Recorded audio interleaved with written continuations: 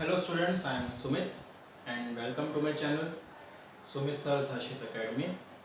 आज के लेक्चर में हम क्वेश्चन नंबर 6 स्टडी करेंगे। ये क्वेश्चन के जो एक्सरसाइज 1.1 से लेके 1.4 इवन पूरी जो टेक्स्ट बुक्स है उसके सभी के वीडियोस में बना रहा हूँ। तो अगर आपने सब्सक्राइब नहीं किया है, शेयर नहीं किया है या आपने बेल आइकन प्रेस नहीं किया है नोटिफिकेशंस के लिए, तो सबसे पहले वो कर दीजिए। ये वीडियोस आपको बहुत ही हेल्पफुल रहेंगे। आपको अगर एग्ज़ाम से पहले रिवीजन करना है या कुछ आ नहीं रहा है, क्योंकि मैंने देखा है 10th में क्या होता है, स्टार्टिंग के टाइम पे यानी जब सेमेस्टर स्टार्ट होते हैं यानी 10th स्टैंडर्ड स्टार्ट होता है तब सब बच्चों को आ रहा होता है, आता रहता है। बट आप देखोगे 10th का सिलेबस बहुत बड़ा है। मैथ्स के काफ़ी सारे चैप्टर्स है, एसएस के चैप्टर्स बहुत हैं, साइंस बहुत हैवी है, सब कुछ बहुत लेंथी है। तो जब नवंबर या दिसंबर मंथ आता है उसके बाद से बहुत लोड पड़ जाता है माइंड पे कि इतना सारा सिलेबस याद कैसे रखना है। तो उस टाइम पे अगर आप वीडियोस देखोगे तो आपको बहुत जल्दी याद होगा। ठीक है, आइए हम देखते हैं क्वेश्चन नंबर 6। अब ये क्वेश्चन में ऐसा लिखा गया है कि आपको ये फाइंड आउट करना है कि टर्मिनेटिंग एक्सपांशन ये है या नहीं है। तो जैसा कि इससे पहले के क्वेश्चंस में, इससे पहले के लेक्चर्स में मैंने बहुत ही डिटेल में आपको समझाया है, दो कंडीशंस होती है टर्मिनेटिंग फाइंड आउट करने की या नॉन टर्मिनेटिंग फाइंड आउट करने की। अगर दोनों कंडीशन सेटिस्फाई होती है तो वो टर्मिनेटिंग हो जाता है। दोनों में से एक भी सेटिस्फाई नहीं होती है या तो दोनों ही सेटिस्फाई नहीं होती है तो उस केस में ये नॉन टर्मिनेटिंग बन जाता है। और उसको फाइंड आउट करने के लिए 3 स्टेप्स हम कर सकते हैं। पहले स्टेप में हम दोनों के फैक्टर्स फाइंड आउट करेंगे। सेकेंड स्टेप में हम कंडीशन नंबर 1 को चेक करेंगे। थर्ड स्टेप में हम कंडीशन नंबर 2 को चेक करेंगे। तो आइए स्टार्ट करते हैं। जो न्यूमरेटर है 23,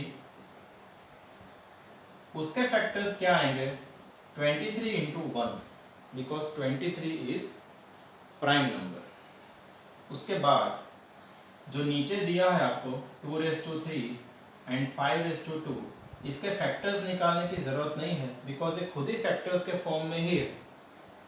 कि इसको आप सिंपल फॉर्म में लिखूँ ना तो ये कहने का मतलब इसका ये बनता है 2 3 टाइम्स है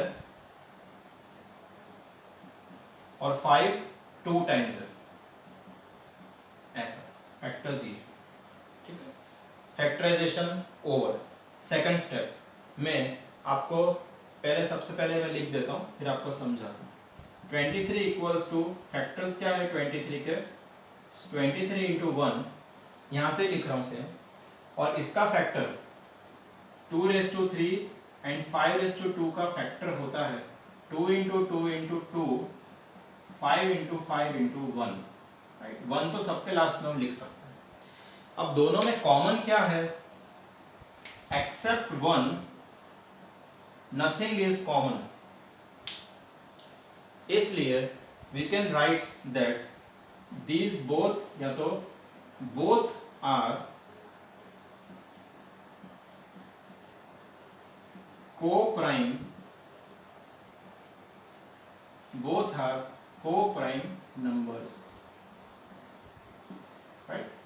क्योंकि co-prime का डेफिनेशन क्या है, no common factor other than 1 is called co-prime, यानी कि 1 के अलावा कुछ कॉमन नहीं होना चाहिए। तो इसमें वही है, 1 के अलावा कुछ भी कॉमन नहीं है तो co-prime हो गया।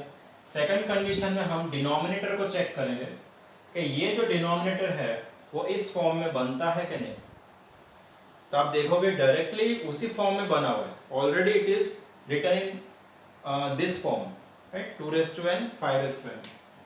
सो लिखेंगे कि 2�3 एंड 5�2 कैन बी